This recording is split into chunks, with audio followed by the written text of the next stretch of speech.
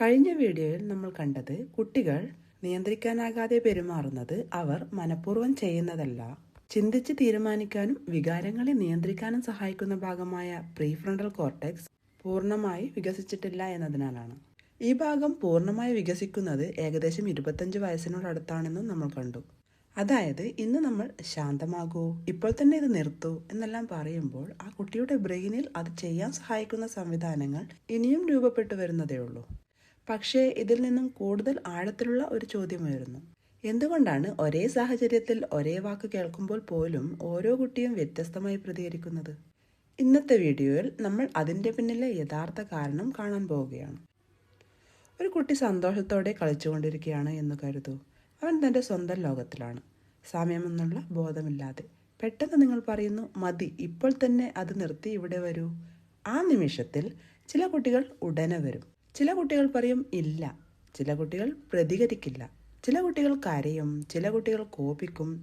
പുറമേ നിന്ന് നോക്കുമ്പോൾ ഇതൊരു വളരെ ചെറിയ കാര്യമാണെന്ന് തോന്നും. പക്ഷേ ആ കുട്ടിയുടെ ഉള്ളിൽ ഒരു വലിയ ന്യൂറോളജിക്കൽ പ്രോസസ്സ് നടക്കുകയാണ്. നമ്മൾ പറഞ്ഞ ആ ഒരു വാക്ക് ഒരു സിമ്പിൾ ഇൻസ്ട്രക്ഷൻ മാത്രമല്ല. ആ നിമിഷം കുട്ടിയുടെ ബ്രെയിൻ ഉടനെ തന്നെ ഒരു ഇന്റേണൽ സെർച്ച് ആരംഭിക്കുന്നു. മുൻപ് ഇതുപോലുള്ള സാഹചര്യങ്ങളിൽ എന്താണ് അനുഭവിച്ചത്?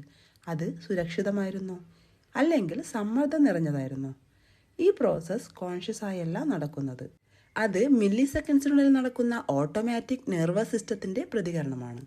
അതുകൊണ്ട് തന്നെ കുട്ടിയുടെ പെരുമാറ്റം എന്ന് പറയുന്നത് ആ നിമിഷത്തിലെ തീരുമാനം മാത്രമല്ല, മുമ്പത്തെ അനുഭവങ്ങളുടെ സ്വാധീനവുമാണ്. അതുകൊണ്ട് തന്നെയാണ് ഒരേ വീട്ടിൽ വളർന്ന കുട്ടികൾ പോലും ഒരേ സാഹചര്യത്തോട് വ്യത്യസ്തമായ രീതിയിൽ പ്രതികരിക്കുന്നത്. അവരുടെ നെർവസ് സിസ്റ്റത്തിന് ഇതുവരെ ഉണ്ടായിരിക്കുന്ന അനുഭവങ്ങളെല്ലാം വ്യത്യസ്തങ്ങളാണ്. എപ്പോഴും ശാന്തമായിരിക്കുന്ന ചുറ്റുപാടിൽ വളർന്ന ഒരു കുട്ടിക്ക് സുരക്ഷിതത്വം തോന്നുമ്പോൾ വളരെ പ്രഷർ അല്ലെങ്കിൽ ദേഷ്യം ഒക്കെ അനുഭവിച്ചു വളർന്ന കുട്ടിക്ക് പൊതുവെ എല്ലാത്തിനോടും ഭയമായിരിക്കും. പുറമേ നടക്കുന്നത് ഒരേ കാര്യമാണെങ്കിൽ പോലും അവരുടെ ചിന്തകൾ വ്യത്യസ്തമായിരിക്കും. നമ്മുടെ ബ്രെയിൻ ഒരു റെക്കോർഡിംഗ് മെഷീൻ അല്ല, അതൊരു പ്രെഡിക്ഷൻ മെഷീനാണ്. അത് എല്ലായ്പ്പോഴും ചോദിക്കുന്നു, ഇനി എന്ത് സംഭവിക്കും? ഒരു കുട്ടി സന്തോഷത്തോടെ കളിക്കുമ്പോൾ അവൻ്റെ ബ്രെയിൻ പ്രെഡിക്റ്റ് ചെയ്യുന്നത് ഇത് തുടരും.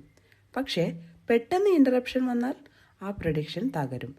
ഈ മിസ്മാച്ച് നെർവസ് സിസ്റ്റത്തിന് സ്ട്രെസ് സിഗ്നൽ നൽകും.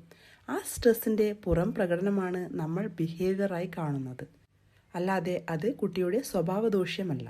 അവരുടെ നെർവസ് സിസ്റ്റം ആ ചെറിയൊരു സിറ്റുവേഷൻ പോലും കൈകാര്യം ചെയ്യാൻ സ്ട്രഗിൾ ചെയ്യുകയാണ്. ഒരു കുട്ടി വാശി പിടിക്കുമ്പോൾ അത് ആറ്റിറ്റ്യൂഡല്ല, കുട്ടിയുടെ ഉള്ളിലുള്ള വികാരത്തിൻ്റെ ഒരു പ്രകടനമാണ്. കാരണം തനിക്കുള്ളിൽ എന്താണ് നടക്കുന്നത് എന്ന് വാക്കുകളിലൂടെ പറയാനുള്ള കഴിവ് ഇനിയും പൂർണ്ണമായി അവർക്ക് വികസിച്ചിട്ടില്ല. അതായത് അവരുടെ നെർവസ് സിസ്റ്റം അവരുടെ പെരുമാറ്റത്തിലൂടെ സംസാരിക്കുന്നു. ഒരു കുട്ടി മോശമായി പെരുമാറുന്നു എന്ന് പറഞ്ഞാൽ അവൻ്റെ ഉള്ളിൽ ആ നിമിഷം വളരെ മോശമായ വികാരങ്ങളുമുണ്ട് എന്നാണ് അർത്ഥം. ഇവിടെ വളരെ പ്രധാനപ്പെട്ട ഒരു സത്യമുണ്ട്. കുട്ടികൾ നമ്മൾ പറയുന്ന വാക്കുകൾക്ക് മാത്രം പ്രതികരിക്കുന്നില്ല. നമ്മുടെ ഇമോഷണൽ സ്റ്റേറ്റ് അഥവാ നമ്മുടെ വികാരങ്ങളോട് കൂടിയാണ് അവർ പ്രതികരിക്കുന്നത്. കാരണം കുട്ടികളിൽ വാക്കുകളുടെ അർത്ഥം പൂർണ്ണമായി മനസ്സിലാക്കാനുള്ള ബ്രെയിൻ സർക്യൂട്ട്സ് ഇനിയും വികസിച്ചുകൊണ്ടിരിക്കുകയാണ്. എന്നാൽ വികാരങ്ങളെ തിരിച്ചറിയാനുള്ള നെർവസ് സിസ്റ്റം ജനിച്ച നിമിഷം മുതൽ പ്രവർത്തിക്കുന്നുണ്ട്.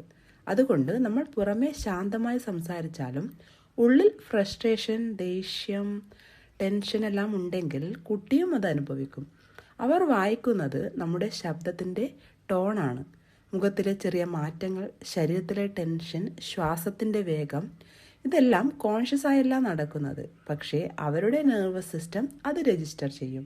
അതുകൊണ്ടാണ് നമ്മൾ ശാന്തമായിരിക്കുമ്പോൾ കുട്ടി സ്വാഭാവികമായി ശാന്തമാവുന്നത്. ഇത് വാക്കുകളുടെ കമ്മ്യൂണിക്കേഷൻ അല്ല, രണ്ട് വ്യത്യസ്ത നെർവസ് സിസ്റ്റങ്ങൾക്കുള്ളിൽ നടക്കുന്ന കമ്മ്യൂണിക്കേഷനാണ്.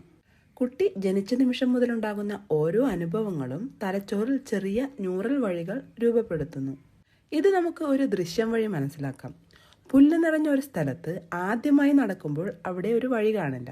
പക്ഷേ ആ വഴിയിലൂടെ വീണ്ടും വീണ്ടും നടക്കുമ്പോൾ അല്പാൽപമായി ഒരു പാത രൂപപ്പെടും.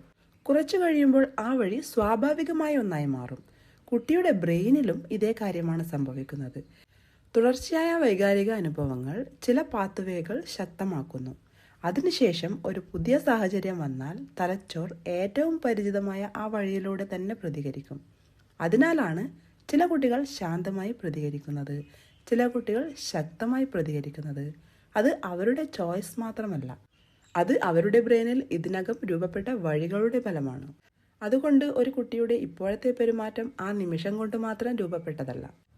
അത് ഈ കാലമത്രയും അവൻ അവൻ്റെ ഉള്ളിൽ ഈ ലോകത്തെക്കുറിച്ചുണ്ടാക്കിയിരിക്കുന്ന കാഴ്ചപ്പാടിനോടുള്ള പ്രതികരണമാണ്.